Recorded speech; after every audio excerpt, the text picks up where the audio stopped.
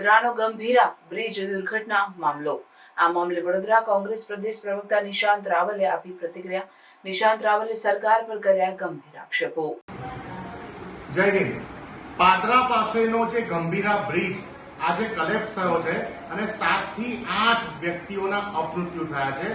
આ ભારતીય જનતા પાર્ટીની સરકારનું ફરી વખતનું એક એક્ટ ઓફ ફ્રોડ બહાર આવ્યું છે। આ મેન મેડ ડિઝાસ્ટર છે। આજની વડોદરા જિલ્લા ખાતેની આ ઘટના કે જે એક બ્રિજ આણંદ અને મધ્ય ગુજરાતને જોડવાનું કામ કરતો હતો, એ બ્રિજ જર્જરિત હાલતમાં હતું। એના અનેક સ્થાનિકોએ એને માટે કમ્પ્લેન કરેલી છે। તેમ છતાં ગુજરાત સરકારનું માર્ગ અને મકાન વિભાગ આના ઉપર કોઈ પણ કાર્યવાહી ના કરી। તમે જો કે આ ઘટના ઓક્ટોબર 2022ના મોરબી બ્રિજની યાદ અપાવે છે।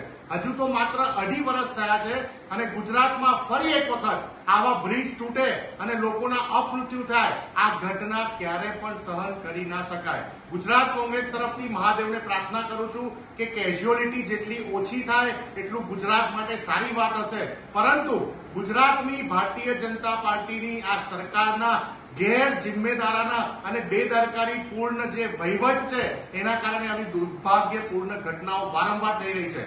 વર્ષ 2023માં જ્યારે ગુજરાતનો સૌથી લાંબો એવો બ્રિજ અટલ બ્રિજ વડોદરામાં બનાવવામાં આવ્યો ત્યારે 6 મહિનાની અંદર એની સેફટી વોલ તૂટી ગઈ હતી અને એના માટે મેં જાતે મ્યુનિસિપલ કમિશનરશ્રીને પત્ર લખ્યો હતો કે ગુજરાતના અને વડોદરાના તમામ બ્રિજોના સેફટી રિપોર્ટ અને એના સ્ટ્રક્ચરલ ઓડિટ રિપોર્ટ પબ્લિક કરવામાં આવે, ગુજરાત સરકારની તમામ વેબસાઇટ ઉપર મૂકવામાં આવે, જેના કારણે આવા બ્રિજ ઉપરથી પસાર થતા ગુજરાતના સ્થાનિક નાગરિકોને ખબર હોય કે જે બ્રિજ ઉપરથી પોતાના કામકાજ માટે, ભણવા માટે એ આ બ્રિજનો ઉપયોગ કરી રહ્યા છે એ એમની સુરક્ષા માટે વ્યવસ્થિત છે કે ત્યાંથી આરામથી પસાર થઈ શકશે।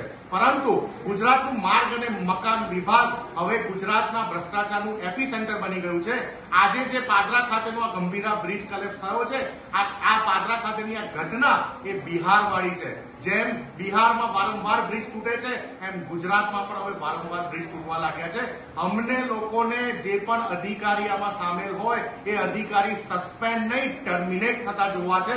જો ખરેખર મૃદુ અને મક્કમ મુખ્યમંત્રીશ્રીમાં હજુ પણ થોડું ઘણું રિસ્પોન્સ બચ્યો હોય, રિસ્પોન્સિબિલિટી બચી હોય તો આ તમામ અધિકારીઓને 24 કલાકની અંદર ટર્મિનેટ કરે અને આજનો દિવસ પૂરો થતા પહેલા એમના ઉપર એવી ભારે એફઆઈઆર થવી જોઈએ કે જેલના સળિયાની બહાર ના નીકળી શકે।